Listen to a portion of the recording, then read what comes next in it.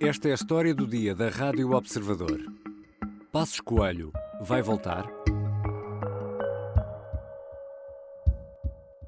Eu não quero fazer declarações. Sabem disso. Não estou no espaço público. Isto era uma aula.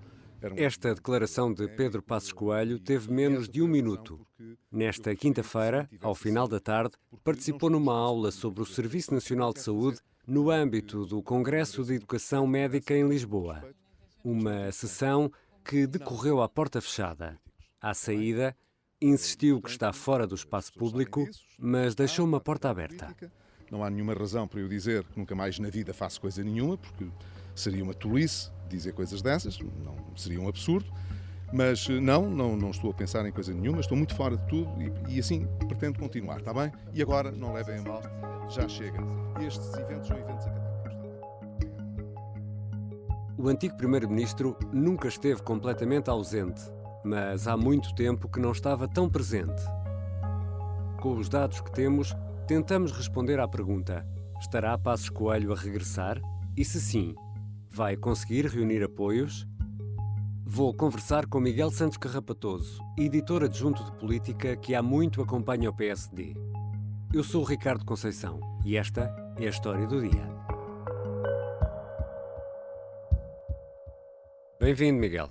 Obrigado, Ricardo. Miguel, para o arranque desta conversa, proponho-te aqui regressar ao teu álbum de fotografias das férias, numa altura do ano em que te apresentaste, pelo menos um bocadinho mais bronzeado, no calçadão de quarteira, e presenciaste esta cena. Candidato-se à presidência da República. Mas eu não venho responder a questões dessas. Estou fora. Cala consciência. Aproveito, não, tem toda a razão.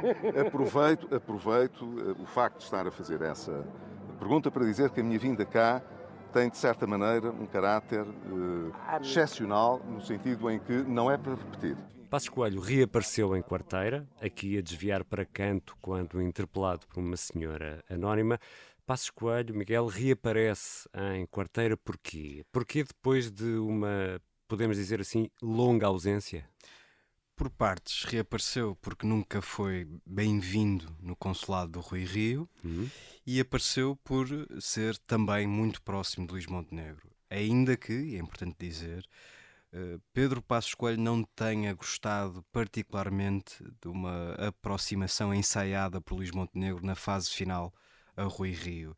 Luís Montenegro, é importante recordar que apoiou e apareceu na campanha do Rui Rio, nas legislativas, e depois, ou melhor, antes mesmo, no Congresso que entronizou pela terceira vez Rui Rio, Luís Montenegro apareceu com um discurso muito pacificador e muito de união em torno do líder. Pedro Passos Coelho, é o que consta, não gostou muito dessa aparente aproximação e houve ali algum distanciamento entre os dois, tanto que Pedro Passos Coelho, apesar de muita especulação, não aparece no Congresso que entronizou Luís Montenegro. Aparece sim no Pontal, como dizias e bem, e já para deixar uma palavra de incentivo ao novo líder do PSD.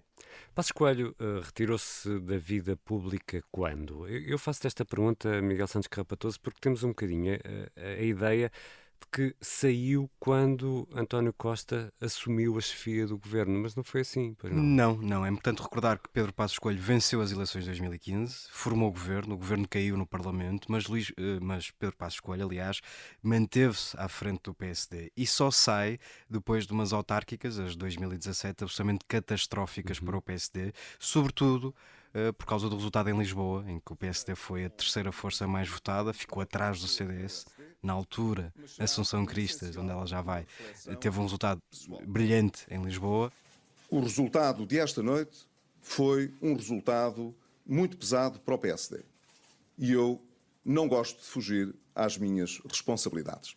Responderei agora a algumas perguntas, se assim o entender. Dr. Passos Coelho, põe então a hipótese de não se recandidatar à liderança do PSD? É uma hipótese, com certeza, porque eu disse que faria uma reflexão aprofundada sobre as condições para me submeter a um novo mandato dentro do PSD.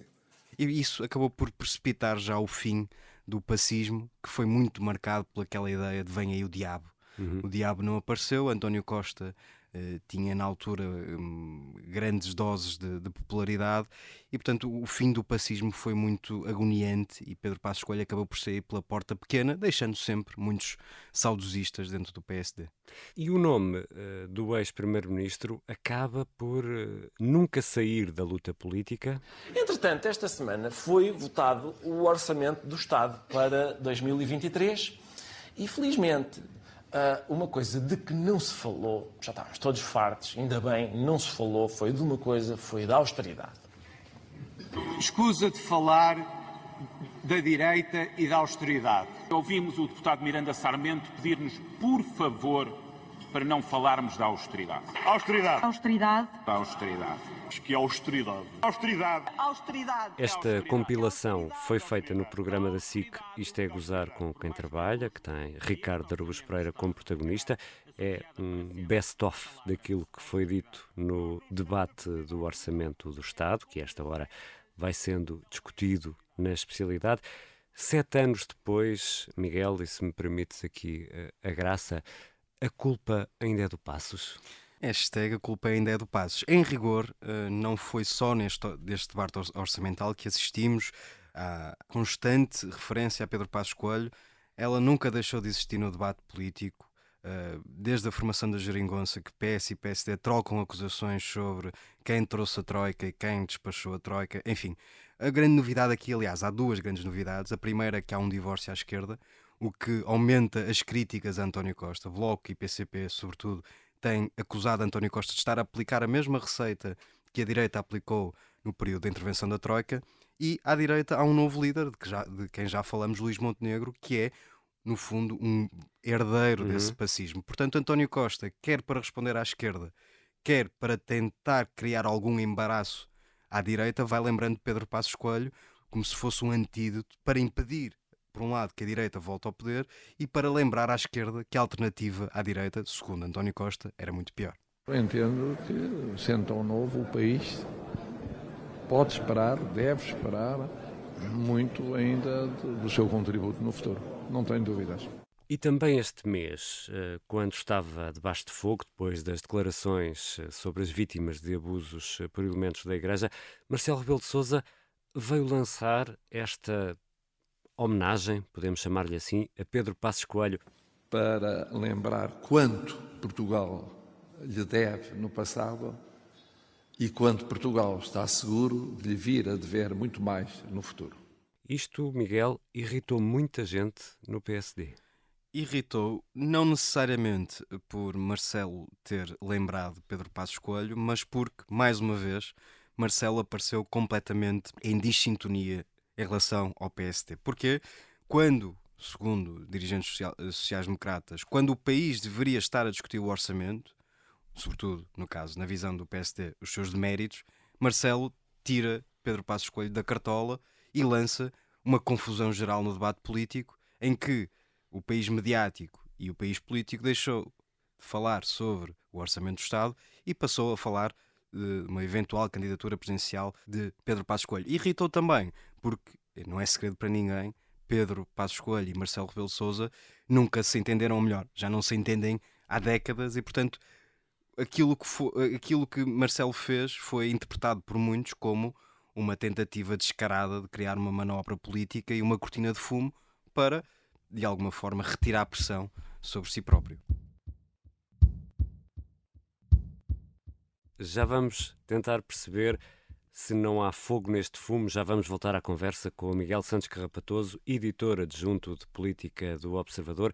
Vamos olhar para o futuro. Qual poderá vir a ser o papel de Pedro Passos Coelho? Isto vai ser uma espécie de feed semanal em doses homeopáticas de música clássica de que as pessoas não sabiam que precisavam. Martim Sousa Tavares, na Rádio Observador. Uma viagem por baixo d'água num submarino super rápido também funcionava, não é? Mas há ali um momento em que parece que o carro vai cair por uma ribanceira. Sim, essa é a parte Sim, que mas depois é salvo por um zeppelin, não é? As melhores notas da música clássica, explicadas pelo jovem maestro. Pode chamar-lhe canção. E cantiga?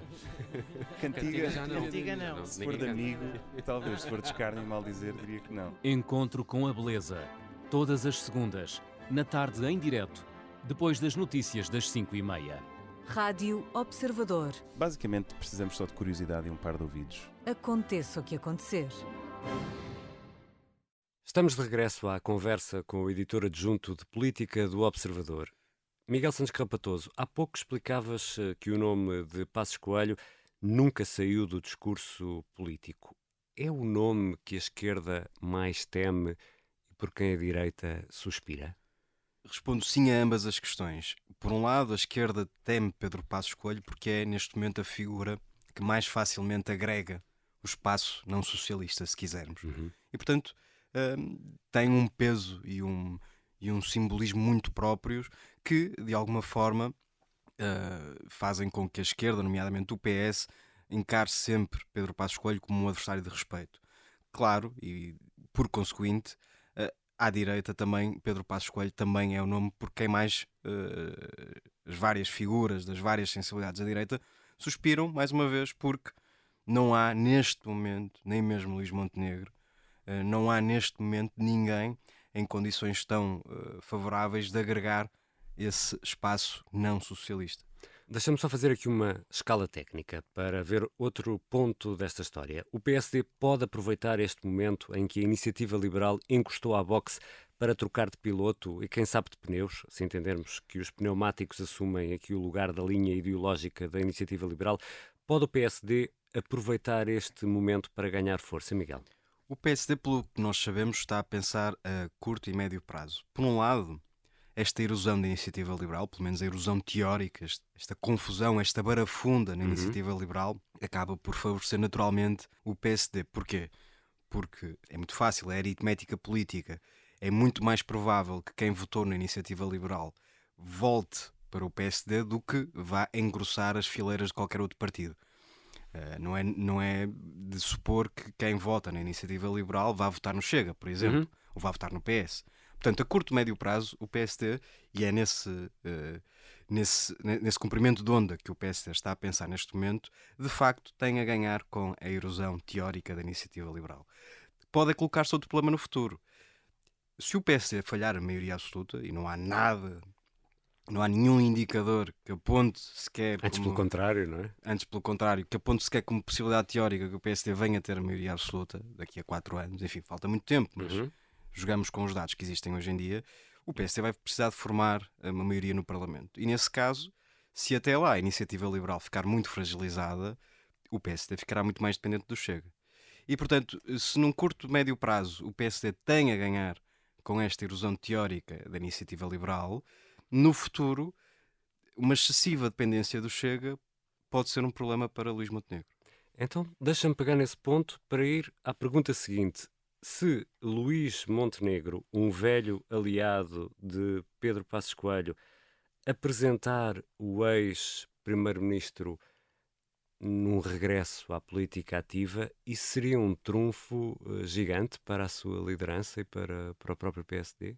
Naturalmente, Pedro Passos Coelho, pelo que dizia há pouco, é neste momento a figura que mais facilmente agrega o espaço não socialista e, portanto, se Luís Montenegro conseguir no futuro apresentar Pedro Passos Coelho, por exemplo, como candidato abençoado pelo PSD às próximas eleições presidenciais, seria um enorme trunfo para o partido e, ou melhor, isso seria um enorme trunfo porque à esquerda não se perspectiva que exista um candidato com condições tão favoráveis como Pedro Passos Coelho, por exemplo.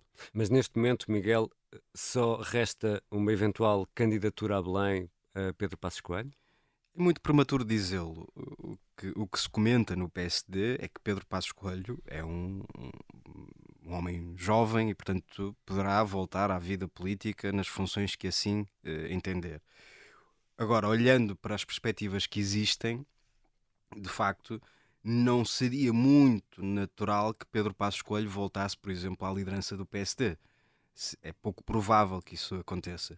E, portanto, uma eventual candidatura a Belém, ao cargo de Presidente da República, faria mais sentido no percurso até agora percorrido por Pedro Passos Coelho. Mas, mais uma vez, é importante dizê-lo, isto é tudo muito prematuro, não sabemos se Luís Montenegro, por exemplo, não se estatela pelo caminho, não sabemos em que ponto é que estará o PSD, estamos todos a partir do princípio que o PSD terá agora um crescimento sustentado, Mas o PSD era, até há bem poucos meses, um partido que se dizia que estava em crise e em risco de se tornar um partido médio. Portanto, se no futuro o PSD estiver a atravessar uma crise de tal forma estruturante que os militantes pretendam ou desejem um regresso de Pedro Passos Coelho, aí as coisas poderão mudar de figura para o antigo Primeiro-Ministro. Mas também, Miguel, a esta distância ainda há outros nomes na calha e à direita.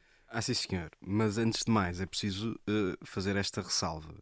Segundo aquilo que nós podemos apurar, se Pedro Passos Coelho quiser, e só ele pode fechar essa questão, se Pedro Passos Coelho quiser ser candidato nas próximas eleições presidenciais, contará naturalmente com o apoio do PSD. Isso é uma garantia que é dada pela atual liderança social-democrata. Se Pedro Passos Coelho não quiser abraçar essa aventura, então abrem-se outras perspectivas. Luís Marques Mendes será o plano B, e será um plano B bem aceite pelo PSD. Ele foi muito bem recebido no congresso que entronizou Luís Montenegro, tal a que Pedro Passos Coelho faltou. Teve lugar de honra na primeira fila. Luís Montenegro e Luís Marques Mendes são muito próximos, conhecem-se há muitos anos e, portanto, o apoio a Luís Marques Mendes não causaria urticária à atual liderança do PSD. Em contrapartida, há também a hipótese de Paulo Portas avançar com uma candidatura, se bem que, e aqui Paulo Portas tem esse handicap, não tem um partido forte a apoiá-lo. Há gente no PSD que gostaria de apoiar uma candidatura de Paulo Portas, mas se o espaço for dividido entre Luís Marques Mendes e Paulo Portas, fica mais, a margem de manobra é mais reduzida para o antigo líder do CDS. E depois há Gouveia Melo, que em muitas entrevistas e também aqui no Observador nunca desfez por completo o tabu sobre uma eventual candidatura presidencial. Estou concentrado na minha missão e gostaria que me deixassem concentrar-me na minha missão e não me fizessem a mesma pergunta 300 vezes, que é o que me fazem. Então vou só fazer mais uma. Também não fecha a porta a nada. Essa pergunta de não fechar a porta a nada é uma pergunta maliciosa. Porque qualquer coisa que eu diga é interpretada num sentido ou no outro. Portanto, eu não vou dizer nada. Com todas estas contas feitas, Miguel, Pedro Passos Coelho pode ou não voltar à política ativa? Sem me tornar repetitivo. Nem vidente. Pedro Passos Coelho pode fazer aquilo que quiser e bem entender.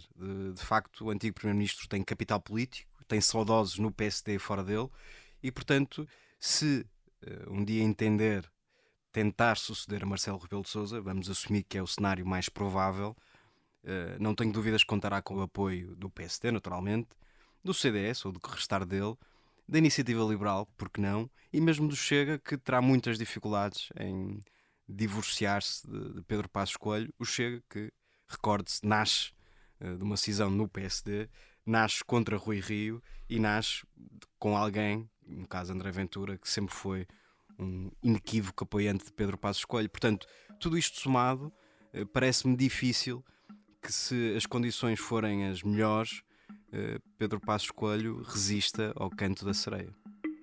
Obrigado, Miguel. Obrigado, Ricardo. Miguel Santos Carrapatoso é editor adjunto de política do Observador e há muito que acompanha o PSD de perto. Neste episódio, ouvimos sons registados pela RTP, nomeadamente Passos Coelho nas autárquicas de 2017 e na Festa do Pontal deste ano. Ouvimos também um excerto do programa Isto é Gozar com Quem Trabalha, da SIC, e foi também a SIC quem registou o som de Marcelo Rebelo de Sousa. Esta foi a história do dia. Pode seguir-nos no site do Observador e nas aplicações que habitualmente usa para ouvir podcast e assim não perde um episódio. Obrigado por nos ouvir. A sonoplastia é da Beatriz Martel Garcia, a música do genérico do João Ribeiro. Eu sou o Ricardo Conceição. Até segunda.